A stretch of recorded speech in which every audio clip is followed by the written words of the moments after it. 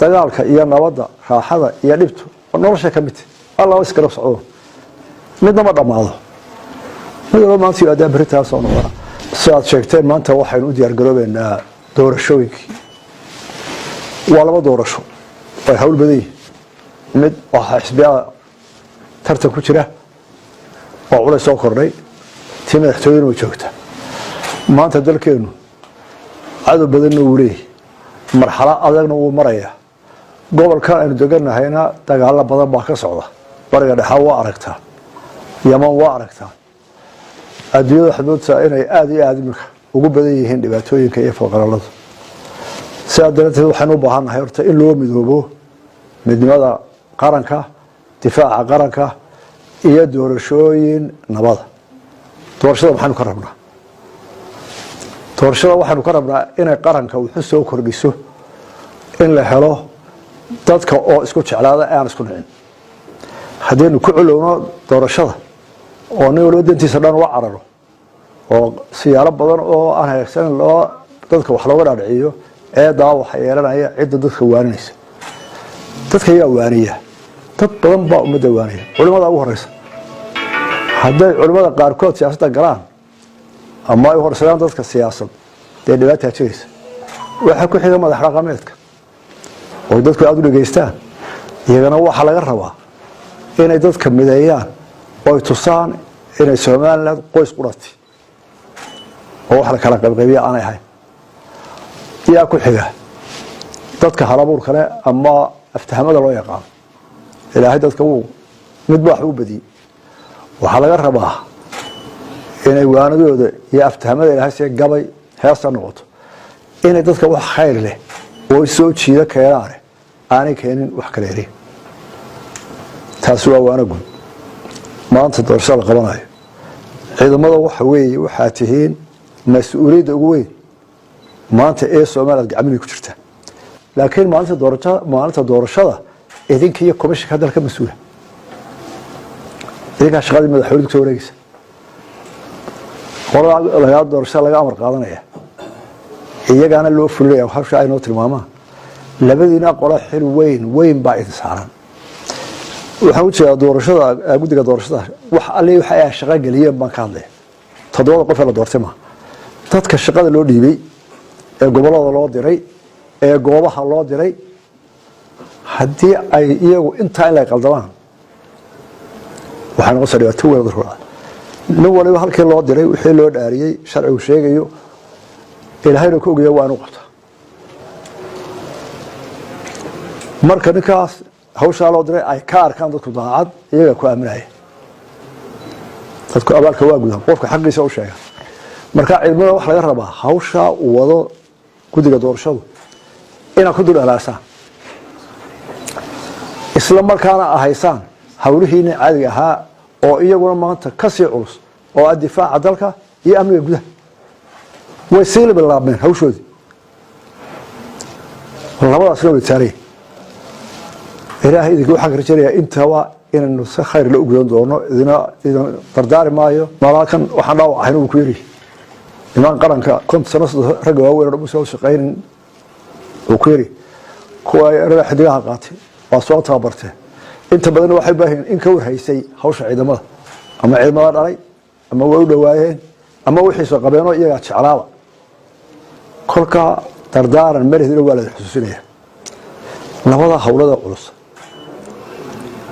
ayaa inoo taagan waan ku kalsoonahay inay fulineysaan marka waxaan dardaaran gaar ah iyagu sii jeedinayaa in ay aad iyo aad uga taxadiraan dadka shirka wada shaqeynaya inay dulqaad badan muujiyaan qolada booliisku iyagu waa laba ka dhaxeeyo dhanna waa ka ciido dariiska dhinacana shicibka u dhex jira waa shicib sii shiciba waliba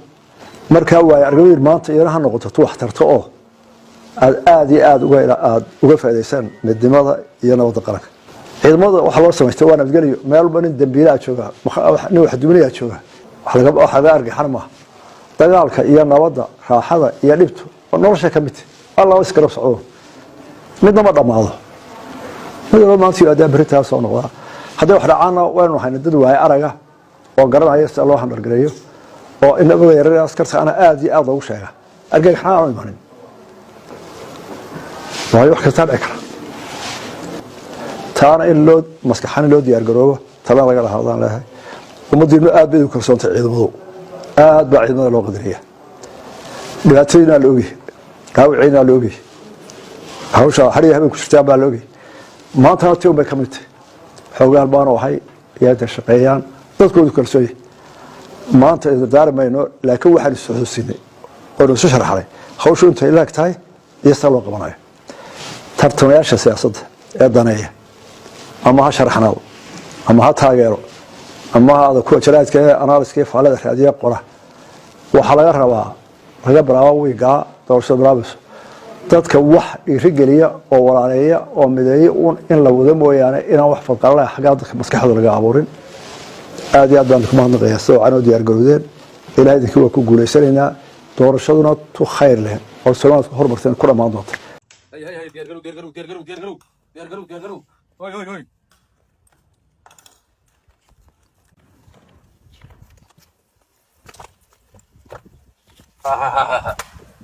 waxaa waaye hotelkan aan shir ku leeyahay hotelkan gala meesha taagno halkan taagno waraaway aw kookii meesha shaqeynaya aw kabaliiriga aw kaale maamul xasaabta xayal layla farsato no aniga jeex dhaylaan iyo bariis yar oo cusbada iyo ku yar tahay iyo waxyaalaha wax yar cabitaan caadi cabitaan هذا صعب في ميدا إسيان وحاطه إسيان إساء عن بقار ميرا عن بقار لو شيدا ميرين ها كاسو عن بكري يسوع هاي إسيان أو عريتان إسيان فروت كانوا صار رعيه اسمه ناس ميري شو ها حوجا والحواي هو بيجي وحسوا في عيها اللي سيجار الحواي جرافي وكان ها أنت سيكان ورا هذا محاكاة غلطانية ويكا فيري طبعا يشان وبتلان أم عزومات كلها نهاية ماذا كان فروت كوي مرينا كنا معناها دايلا دي وكودا عبيتك هي لما كان فوق العقود من هي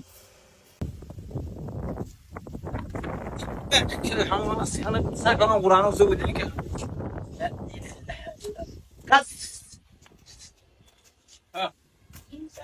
يا ترى استمع وتبي مدرعة حوي واقع جونا حسين لمين يا حسين لمين أرمين حتى هاي سماي سفري مقول ما تعمل أمبودي ها يا رأي إذا خمدي يا خمدي مقدورا تراي كيسا ولا نفتك وعشادي هاي يا رأي أنا ما مروح ها وإذا عدت والله وابي عدت وراو رسيت كاو سورة قاعد دايما ملا نسيت كوكنا هوتيل قد البلي ما شاء الله العكس كنتم بيسا كنتم دولار كليوان نجي اوكي وكنتم قرمانو اوكي افرتي لك لو تيسا كنتم شنو دبيس أفرد لك إذا بني لا اوكي هاي ما صندق هاي هاي